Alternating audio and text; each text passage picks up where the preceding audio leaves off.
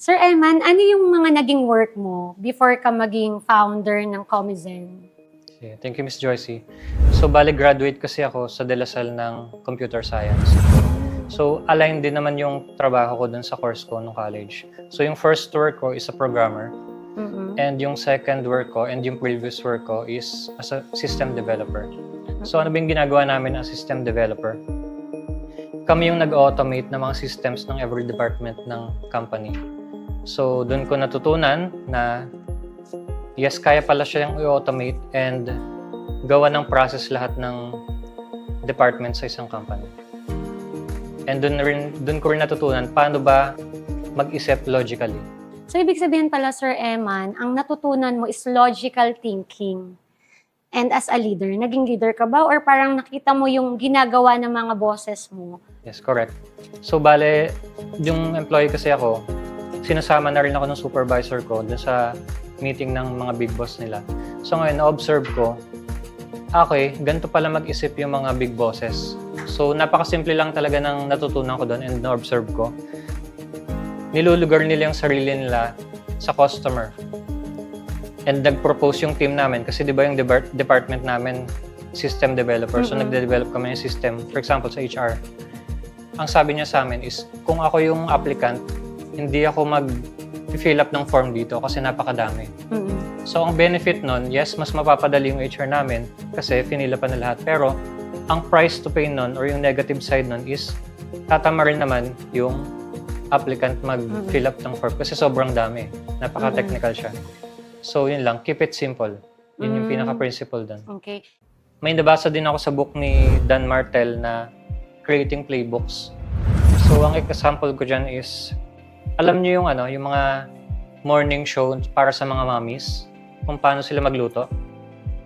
Di ba habang nagluluto sila, in-explain nila verbally? Yes. For example, okay mga mommies, ihalo na po natin yung kamatis at sibuyas. Oo. Di ba? And wait po natin ng 5 minutes bago siya So, paano natin siya i-apply sa work? Di ba? So, for example, nagtuturo ka ng ads. Nagtuturo ka ba ng ads, Miss Joycey? Yes. So, di ba, paano siya maiintindihan ng wala namang alam sa ads? So, kailangan natin mag-create ng tutorials. Correct. So, yung tutorials, kahit screen lang siya, pero may verbal pa rin na instruction. Para gagayahin na lang niya, demo, di ba? Dinedemo sa kanya. And, sinasabi sa kanya, ito yung pipindutin. Sa upper right side, may blue button dyan. I-click mo yung create ad, mga ganyan. So, at least, kahit wala akong alam sa ads, okay, ito lang pala yung gagawin. And the good thing with that, with the system na ginagawa natin nga sa company is, pag may nalimutan, pwedeng balikan. Correct. Hindi ka magpapaulit-ulit na magturo doon sa tao na tinuturuan mo. May add pala ako doon, Miss Joycey. Kasi yung mga traditional companies kasi, yes, parang sobrang taas na abutin yung pinaka-owner ng company, di ba? Pero sa amin kasi, sa company namin, kaya kaming abutin. So, at least nalalaman ko rin ano ba yung talagang challenge nitong employee ko or yung leader ko.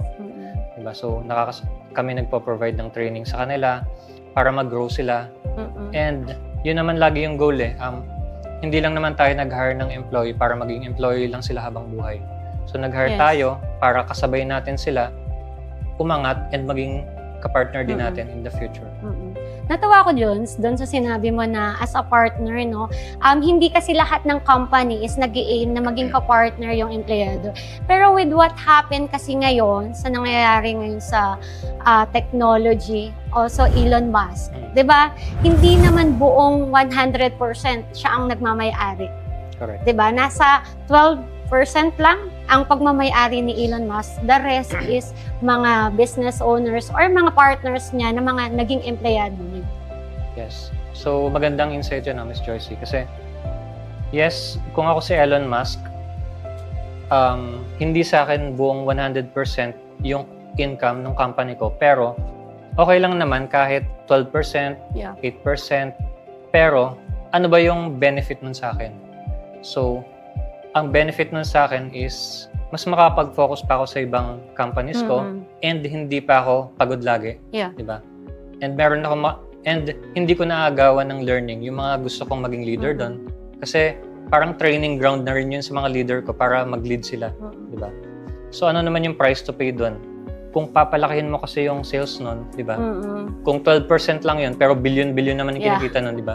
Magkano yung 12% ng billion? Diba? And yun yung parang nakita ko nga sa inyo na you have a partnership with Stratos kasi before you have a Comizen, right? Yes. And then, iba yung parang empleyado yung mga kasama mo. And then, nung nagkaroon kayo ng opportunity to partner with other company, parang mas nakita niyo yung expertise nyo. Yes. Parang yung duties and responsibilities, parang nalilesen. Yes. Pero, napofocus ka kung saan ka magaling. Yes. Actually, magandang insight yun, Ms. Joyce, no? So, okay lang ba mag-share ng story? Sure. So, yung Comizen kasi, yes, dalawa lang kami ng wife ko na owner doon. And may mga leaders kami doon.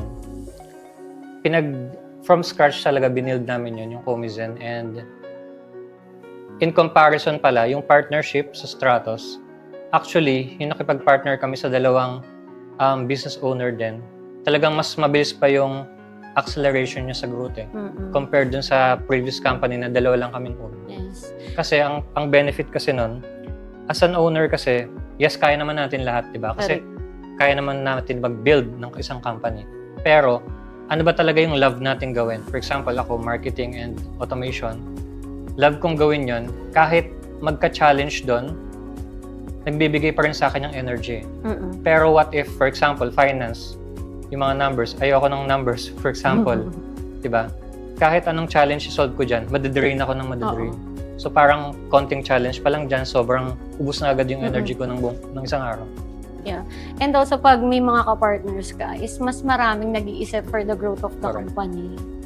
Correct. Diba? So nakadepende sa risk kung magiging bold ba tayo i-take yun, risk or not. So majority kasi ng tao is konting risk pa lang, ang dami ng excuses, di ba? Drama na, paano, what if mag-fail ako dito? What if, di ba? Pero what if naman kung nag-succeed ka dyan?